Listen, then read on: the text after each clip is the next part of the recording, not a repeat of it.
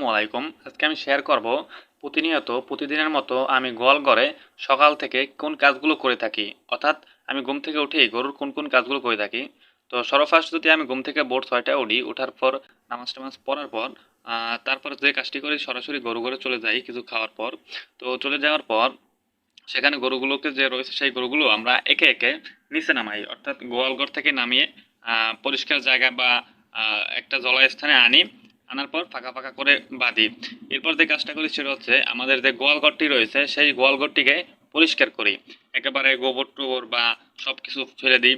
তারপরে একেবারে ঝাড়ু দিয়ে পরিষ্কার করে ফেলি জায়গাটিকে, যাতে জায়গাটি শুকিয়ে যায়।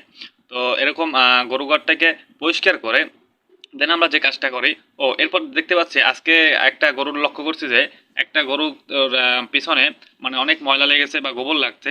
তো সেটাকে আমরা পরিষ্কার করার জন্য এখানে রাখলাম, বাঁধলাম। বাঁধার পর তারপর এক মোটর লাইনটি দিয়ে এই গরুটিকে ধুয়ে দিছি এবং পরিষ্কার করে দিয়েছি। তো এই গরুটাকে পরিষ্কার করে দেওয়ার পর এখন আমাদের যে কাজটি করতে হবে সেটা হচ্ছে এই গরু দুটিকে, আমাদের তো চারটি গরুর মধ্যে তিনটির বাচ্চা আছে, দুইটি গরুর আমরা দুধ দোয়াই। তো সেক্ষেত্রে দুইটি গরু আমরা এখন দুধ দোয়াবো। তো প্রথমে আমরা এই সাদা গরুটির দুধটি দোয়াবো। তো সাদা গরুটি দুধ দোয়ানোর জন্য আমাদের এই সাদা গরুটির পা বাঁধতে হয়। পা বাঁধার কারণ হচ্ছে এই গরুটি অতিরিক্ত লাফায় এবং অতিরিক্ত লাথি দেয়, যার জন্য আমরা গরুটির পা দুটি বেঁধে নিই যাতে লাথি না দিতে পারে এবং আমরা নির্বিঘ্নে গরুর দুধ দহন করতে পারি। গরুর পা দুটিকে বেঁধে রাখলাম। বেঁধে রাখার পর এটাকে আমরা দুধ দহন করছি। তো এই গরুটিতে প্রায় আধা কেজির বেশি বর্তমান দুধ হয়।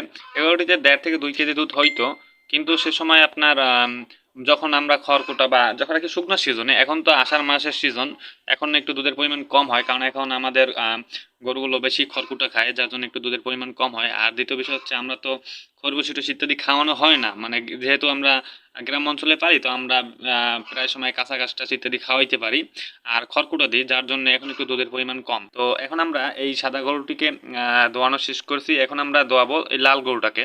তো লাল গরুটাকে দুধ দোয়ানোর জন্য আমরা বাচ্চাটিকে আনলাম এবং সুন্দর মতো বাচ্চাটিকে দুধ খাইয়ে নিলাম এবং এই করে নিলাম। তো এরপর আমরা এটার দুধ দোয়াইতেছি। তো এই গরুটা আমাদের সব থেকে বেশি দুধ হয় আমাদের এর মধ্যে, মানে ঘরের মধ্যে। তো দুধ এখন বেশি একটা হয় না কারণ এখন আষাঢ় মাস, তো এখন মোটামুটি তবু ১ কেজির মতো হয়। তো দুধ দোয়ানো আমাদের শেষ হয়েছে। তো আমরা প্রায় ১.৫ থেকে ২ কেজির মতো দুইটা গরু থেকে দুধ দোয়াইছি। তো এখন আমাদের দুধ দহন প্রক্রিয়া শেষ হয়েছে। এখন আমরা যে কাজটি করবো, এই গরুগুলোকে জঙ্গলে বেঁধে আসবো। জঙ্গলে যে জায়গা রয়েছে কিংবা লতা পাতা রয়েছে সেগুলো খাইবে। তো সেগুলোর জন্য আমরা জঙ্গলে কিছু গরু বেঁধে আসবো এবং এই বাচ্চাগুলোকে জঙ্গলে ছেড়ে দেবো, যাতে ওরা কাঁচা ঘাসগুলো খেতে পারে, একটু হাঁটাচলা করতে পারে। গরু যদি একটু হাঁটাচলা করে তাহলে গরুর শরীর স্বাস্থ্য ভালো থাকে। তার জন্য গরুগুলোকে একটু হাঁটাচলা করার জন্য ছেড়ে দিলাম এবং মাঝে আমরা ছেড়ে দিই। তবে মাঝে আমরা গরুগুলোকে নামাই না, কারণ হচ্ছে যখন বৃষ্টি বেশি থাকে তখন আমরা, আবহাওয়া যদি খারাপ থাকে তখন কিন্তু আমরা গরু ঘর থেকে নামাই না। তখন গরুগুলো গরুর ঘরেই বাঁধা থাকে এবং খড়কুটো দিই, অন্যান্য খাবার দিই, সেগুলো খেয়ে থাকে।